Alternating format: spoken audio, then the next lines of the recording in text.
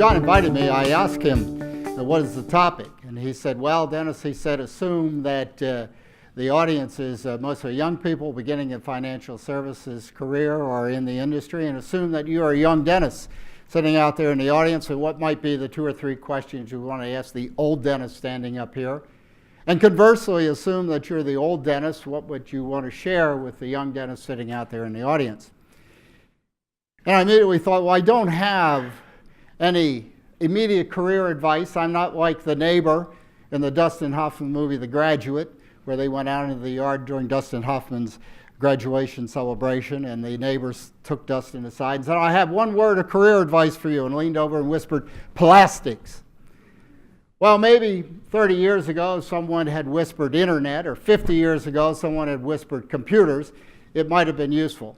But I never found one word that was helpful to me and answered all of my questions in my career as I went forward tackling projects and solving problems. What I did find was that I had developed in my mind a bit of an internal checklist, things that I continued to look at and thought about regardless of the problem or project I was working on. And the first thing on my checklist is captured best by an event that occurred about 6 years ago. 10 years ago, I had retired from the business, and I did some consulting, and about 6 years ago, the stock exchange, thank you, invited me to assist them as a consultant in development of a clearinghouse. And as you work on these projects, so you've probably been in some of them already and you will come to them, we had occasion to have a telephone conference call, and there were 4 of us at the stock exchange offices, and there were 4 people from the bank, and we were on the phone. We were defining a subset of a particular problem we were going to work with. We defined the problem, we defined what needed to be done, we decided who would do what. And then we started talking among ourselves as to who would do this little part and who would do that part, and we realized that we had not concluded the phone conversation. We could hear each other's conversation, and there was occasion in which the bankers, someone said, well, the New York Stock Exchange guy said this, and someone said, well, who said that? There was a pause for a minute, and the banker finally said, well, that was said by the old guy. So I stand here as the old guy. But I use that to distinguish between an experienced person, John highlighted that, thank you, and an old person. Someone could be 25 years old, climb Mount Everest. They're certainly experienced at climbing Mount Everest, but there may be someone who is 60, 70, has climbed a lot of mountains, has done a lot of hiking, maybe runs an outdoor shop. You'll have a different perspective. I found in my career, for me, consulting with the old guy as well as maybe the experienced guy was very useful as I sorted through problems. If I were tackling an electronic trading problem, certainly I want to talk to the electronic trader, but I might want to talk to the person who traded with paper and pencil and phones, or maybe made door-to-door calls selling securities. So I found in what I call the old guy a useful thing to keep in my mind as I tackle problems. And it leads me to sort of the second thing I've characterized as nothing new under the sun. And that term came to me thinking of an event a number of years ago in which that term was used by a tour guide. I was taking a tour of the ruins of Pompeii, and he was going down the street, and he said, this is the villa of the mayor, and this is the villa of the tax collector. And he said, this structure was a house of prostitution, and this was an amphitheater, and this was a bar. And he approached to the end of the street, and he recited all of these structures. And then he said with sort of a pride, as though he had located the Holy Grail, see, there's nothing new under the sun. And I remembered that as I think through and worked on my problems, and a few events in the financial services industry maybe highlight that. When I came to the General Counsel's office of the CFTC in 1981, there was on my desk proposals to regulate conflicts among brokers. A broker would trade for himself or his company, he'd also trade for customers. And there were questions. Was this a conflict? What did we do? How did we solve it? There's proposals on the Hill. Let me move forward to maybe 3 or 4 years ago. We may recall newspaper stories about a bank in New York that was selling mortgage-backed securities, and they had also developed an index to permit their customers to hedge a pool of what they were buying or to sell options on the index. And the stories talked about, was it a conflict? Did the bank develop the index to favor them or to help the customer? That was maybe 4 years ago. 40 years ago was what I faced as that conflicts question about the brokers. But hell, we can go back to the turn of the century, and I don't mean the 1900s, I'm talking about the 1800s. There was a book written in 1816 by John Swain. He was a Liverpool Cotton Exchange trader, and he talked about his 35 years in the Liverpool Cotton Exchange. And what did he devote time and attention to? Conflicts. He said there were brokers that represented a seller, and there were brokers that represented a buyer. Oh my, how are we going to deal with this? So it's nothing new under the sun. 200 years ago, 40 years ago, 4 years ago. Another example in the financial services industry. At the clearinghouse, we were always very concerned with the dissemination of information. We disseminated prices, delivery information, buyers, sellers, quantities. So we were very keen to think about that. And in 1987, the Chicago Board of Trade began a night trading session. And they were going to trade at night to correspond to the day trading session in Tokyo, which then begun to buy and sell a lot of government securities. It would give Tokyo the opportunity to hedge the risk. And at that time, the trading was a pit surrounded by desks. Brokers had desks. They would take phone calls from Tokyo. They would send the order into the pit. One of the traders, one of the desks, decided to put a speakerphone on the desk.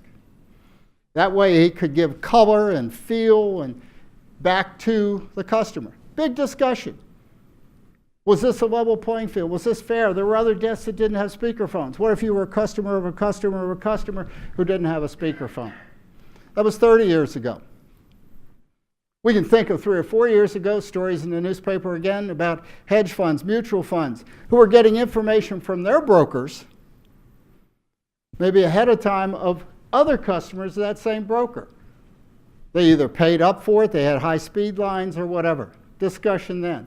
3 years ago, 30 years ago. But we can go back again. The turn of the century, for example, 1901 to be exact. The Board of Trade had the telegraph. Oh my God, the telegraph. We're sending out information high speed to somebody. What if everyone doesn't have the telegraph? What if you're a customer of a customer? Is that a fair, level market field? In fact, the Board of Trade was so upset with the telegraph because that information was going out also to bucket shops, organizations trading without approval and competing with the Board of Trade, that actually the chairman, the Chicago Board of Trade, was so upset with the telegraph situation that he took an axe, went out in the street and hacked the telephone lines in half. So we've had problems with information dissemination for years. So on my checklist, I always thought when tackling a problem, nothing new under the sun, and think back as to what they did or how they talked about it. Not because either talking to the old guy or nothing new under the sun was the answer. It might turn on a light bulb that I'd think about something else. It might prompt me to think about a completely separate subject. Or maybe they would tell me of something that didn't work and I would be sure to not do that. But if you just relied on the old guy, and if I just relied on nothing new under the sun, I wouldn't advance what I wanted to do very much. So I had to do on my checklist, I had another thing, which I called think out of the U. The current cliche is think out of the box. But if we reflect on that for a minute, what's the biggest box we've ever seen? I don't know, 5 feet, 6 feet, big screen TV. So if you think out of that, you're only about 2 or 3 feet away from the center. And that's really not very far in this day and age. So I use the expression think out of the U, think out of the universe. Let me give an example in the financial services industry of that. In 1982, there were a group of people in Texas trading oil. Cash oil, delivered immediately, deliver in the future. And they were doing it on the telephone, writing up order slips, maybe typing in a spreadsheet, and they decided they wanted to automate their trading system. And they asked the lawyer, can we do this under the laws of the US? The lawyer asked the CFTC. His request came to my desk. I was general counsel at the time, consulted with the chairman, with the other commissioners, with the staff. And we thought, well, nothing new under the sun. NASDAQ was doing automatic trading. There was an automatic exchange set up in Bermuda. It was going to report buyers and sellers and information like that. So that was not new. But there was no automatic trading. We think of it today as what? Electronic trading, but there was none in the US. So in 1982, actually it'll be 35 years this December, a letter was issued, and I can, two-page letter, and I remember pretty closely the operative sentence or operative paragraph, and it was something like this office, being the general counsel's office,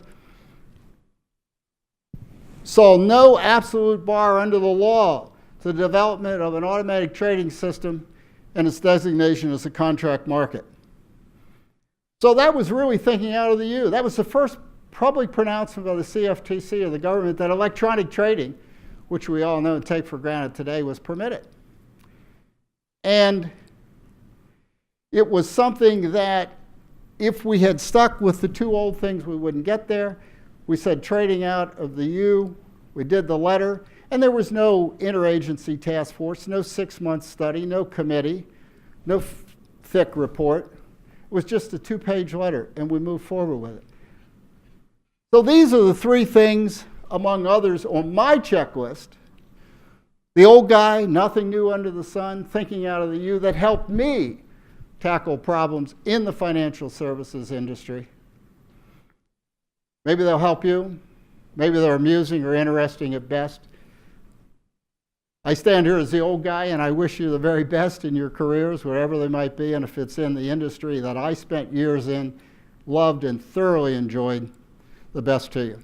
Thanks. Thanks, Jim.